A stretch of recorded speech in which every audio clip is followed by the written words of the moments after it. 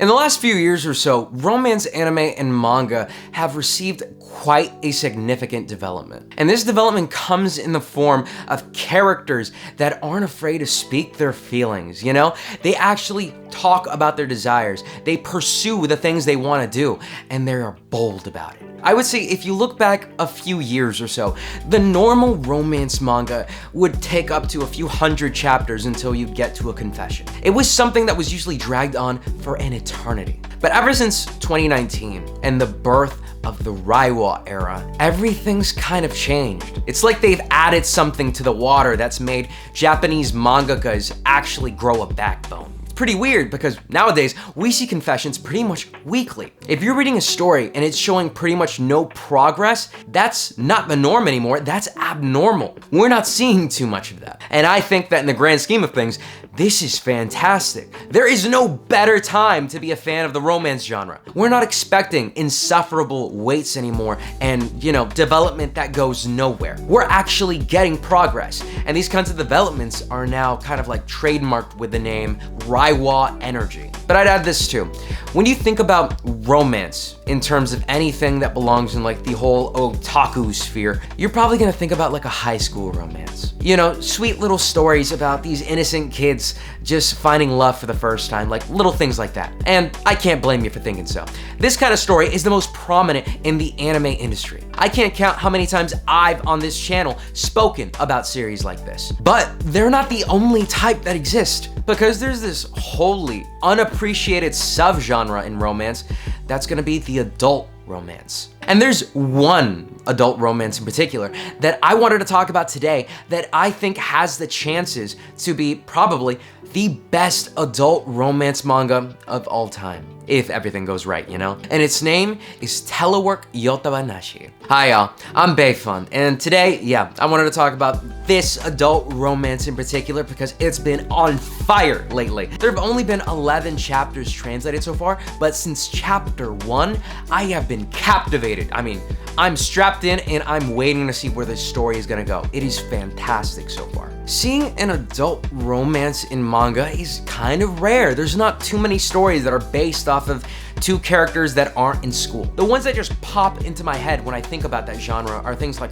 Wotakoi, Smoking in the Back of a Supermarket, and Sweat and Soap, which was actually written by the same mangaka that made this one. Yamada Kintetsu has got this kind of genre down pat. If you're looking for characters that actually act like human beings, well, he's the mangaka for you. But I would say this, while I know that Soap and Sweat gets a lot of praise for its characters, its structure, and everything about it, I really just couldn't get too in-depth with it. Like, the first few chapters put me off of it.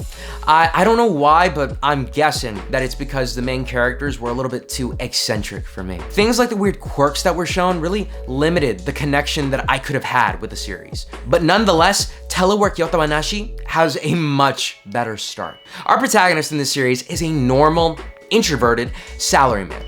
His name is Nokuru Mitsuhashi, and there's nothing really strange or eccentric about him. And we follow him as he's adapting to his new work environment because he's working remotely from home due to newly imposed restrictions because of, a little virus that was spreading around a few years ago. And like many introverts, he's pretty satisfied with what he's getting. I mean, to be completely honest, staying at home and being surrounded with the things that you like, I couldn't think of anything much better. But one day, while he's living his new everyday life, he has a chance encounter with his next door neighbor on his balcony. And her name is Natsu Izumi. And the funny thing about this is in chapter 1, so this isn't a spoiler, it's told to us that this is a story of basically meeting his future wife. Now, that right there, the trope of saying that a character is gonna marry someone else isn't necessarily what I would consider to be Reiwa energy material. This is a trope that a shit ton of other series follow. And it doesn't really put into perspective all of the turmoil and unnecessary messes that we could get in between in a story like this. The things that I consider to be Reiwa energy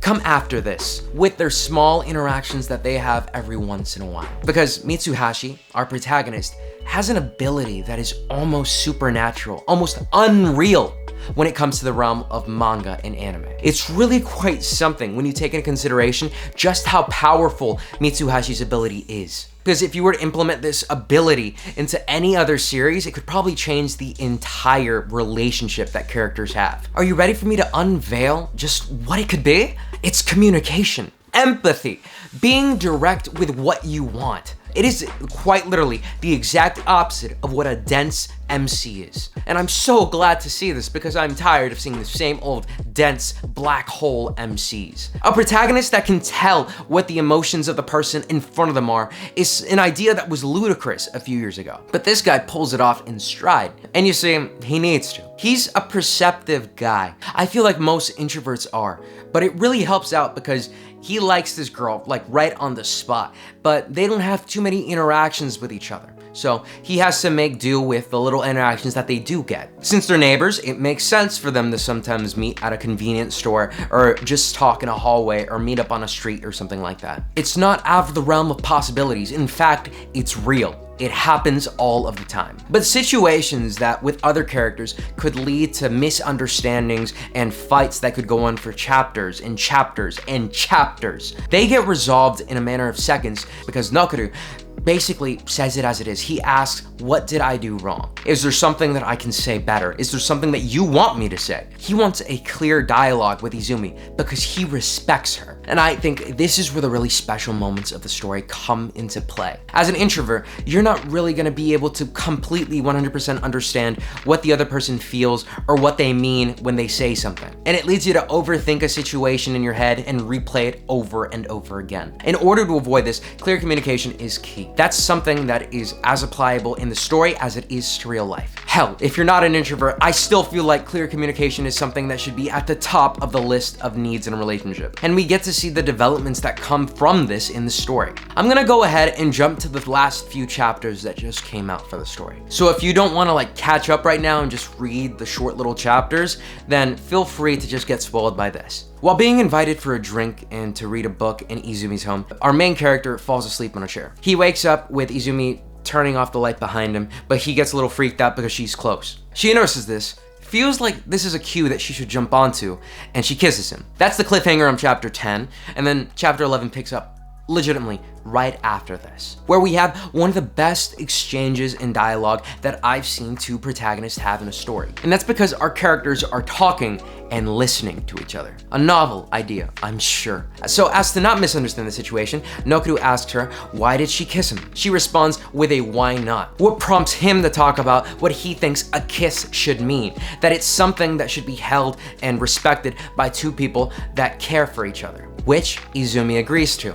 And she also expands on this by saying that she's actually into him because he is 100% her type. Misunderstanding number one, avoided. Now, visibly and mentally flustered, Nokoru decides that he wants to go back to his house and like think things through for a bit. For an introvert that doesn't have too many one-on-one physical interactions with people, this is the limit of what he can really handle. So he's rushing to get home. Izumi pretty much looks at this and processes his reaction as him being uncomfortable with what she did. So she apologizes and asks for him to forgive her, which leads Nokoru to look at the situation, look at her apologizing, and realize that he's done fucked up. So in this situation, that could very well spiral into arcs of miscommunication and bothersome interactions with people. He clears up the misunderstanding. He turns back and tells her that he enjoyed it. And to add on to this, he kisses her. Misunderstanding too, avoided as well. Ladies and gentlemen,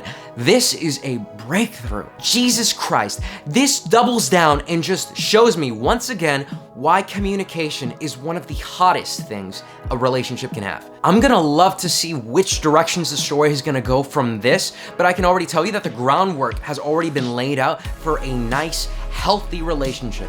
One where the characters have a relationship where they can talk about things that make them feel comfortable, loved. It's nice to see, and it's realistic. If proper communication like this isn't Raiwa energy, I don't know what the hell is. The chemistry that these two characters have is very casual, but still there and very present. I will continuously praise the stylings of the story, how the interactions are spread apart to be very normal. They are definitely not forced. They are people that are trying to interact with one another because they like each other's company. And the way that these characters' passions and drives are just introduced into the story are nice to see as well. It's all connected, and it kind of shows us how in a bad situation, good things can happen. The story has been lovely so far, and fans' reactions are just absolutely wild. Reddit has a field day anytime that this story has an update, and I can't blame them because this does genuinely feel like a breath of fresh air. I'm really excited about what the future holds going forward, and if we're going off of what Sweat and Soap had, this is gonna be a long, rich story. I just wanted to put this series on your radar if you're not already reading it,